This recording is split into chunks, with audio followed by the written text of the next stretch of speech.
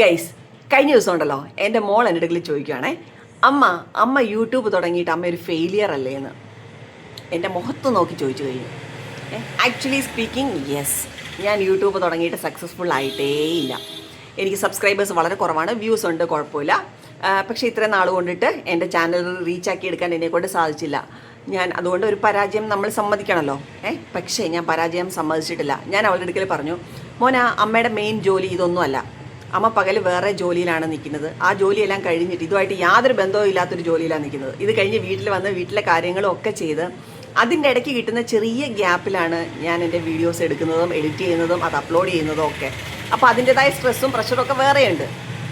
പക്ഷേ നമ്മുടെ ലൈഫിൽ ഒരിക്കലും തോറ്റുപോയി എന്ന് വിചാരിച്ച് നമ്മളൊരു രണ്ടാമതോ മൂന്നാമതോ കൂടെ നമ്മൾ ട്രൈ ചെയ്യാതെ നമ്മൾ തോറ്റു പോകുമ്പോൾ ആക്ച്വലി നമ്മൾ അന്നേരമാണ് തോക്കുന്നത്, ഇല്ലേ?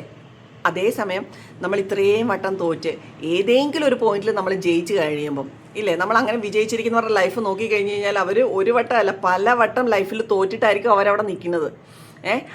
ഓരോ തോൽവിയിലും അവർ വിചാരിക്കുമായിരുന്നു, അയ്യോ വേണ്ട, ഇത് എന്നെ കൊണ്ട് പറ്റത്തില്ല എന്ന് വിചാരിച്ച് പിന്മാറിയിരുന്നെങ്കിൽ ഇന്ന് അവർ നിൽക്കുന്ന പല സ്ഥാനത്ത് അവർ പലരും നിൽക്കുന്നുണ്ടാവത്തില്ല. അതുകൊണ്ട് ഞാൻ എൻ്റെ മോളുടെ അടുക്കൽ പറഞ്ഞു, അമ്മ ഇനിയും ട്രൈ ചെയ്യും. നീ ഇത് പറഞ്ഞെന്ന് വെച്ചിട്ട് ഞാനിത് ട്രൈ ചെയ്യാതിരിക്കത്തില്ല. നമ്മൾ ട്രൈ ചെയ്തുകൊണ്ടേ ഇരിക്കുക.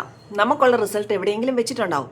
ഓക്കെ, കിട്ടിയില്ലെങ്കിലും ഓക്കെ, പക്ഷെ ട്രൈ ചെയ്തിട്ടാണല്ലോ നമ്മൾ തോറ്റുപോയത്. അല്ലാതെ നമ്മൾ ഒരു വട്ടം തോറ്റു അല്ലെ 2 വട്ടം തോറ്റു എന്ന് വെച്ചിട്ട് നമ്മൾ പിന്മാറാൻ പാടില്ലല്ലോ. അതുകൊണ്ട് ഞാൻ ഇനിയും വീഡിയോസ് ചെയ്യും. കൊച്ചിൻ്റെ മുഖത്ത് നോക്കിയിരുന്നിട്ട് അതിന് പ്രത്യേകിച്ച് മറുപടി പോലും ഒന്നും പറയാനുണ്ടായിരുന്നില്ല. പക്ഷേ ഇത് കാണുന്ന എൻ്റെ വ്യൂവേഴ്സിൻ്റെ അടുക്കലാണ് എനിക്ക് പറയാനുള്ളത്. നിങ്ങൾ എൻ്റെ വീഡിയോസ് വ്യൂ ചെയ്യുന്നുണ്ടെന്ന് നമുക്ക് കാണാമല്ലോ, പക്ഷേ നിങ്ങൾ ആരും എന്നെ സബ്സ്ക്രൈബ് ചെയ്യുന്നില്ല. അതെന്താണെന്ന് എനിക്ക് എത്ര ആലോചിച്ചിട്ടും മനസ്സിലാവുന്നില്ല. ചില ആൾക്കാർക്ക് നമ്മുടെ കണ്ടൻറ്റ് ഇഷ്ടം ഉണ്ടാവത്തുണ്ടാവില്ല, വളരെ നോർമലായിട്ട് തോന്നുന്നുണ്ടാവും. പക്ഷേ സബ്സ്ക്രൈബ് ചെയ്യാത്തവരുണ്ടെന്നുണ്ടെങ്കിൽ തീർച്ചയായും നിങ്ങൾ സബ്സ്ക്രൈബ് ചെയ്യുക, സപ്പോർട്ട് ചെയ്യുക. കാരണം നമ്മൾ തോൽവി വിജയത്തിൻ്റെ മുന്നോടിയാണെന്നാണ് പറയുന്നത്. മുന്നോടിയാണെന്ന് പറയുന്നതേ ഉള്ളൂ, പക്ഷേ എത്തുമോ ഇല്ലയോ എന്നൊന്നും എനിക്കറിയത്തില്ല. എന്തായാലും ഞാൻ പിന്മാറാൻ റെഡിയല്ല.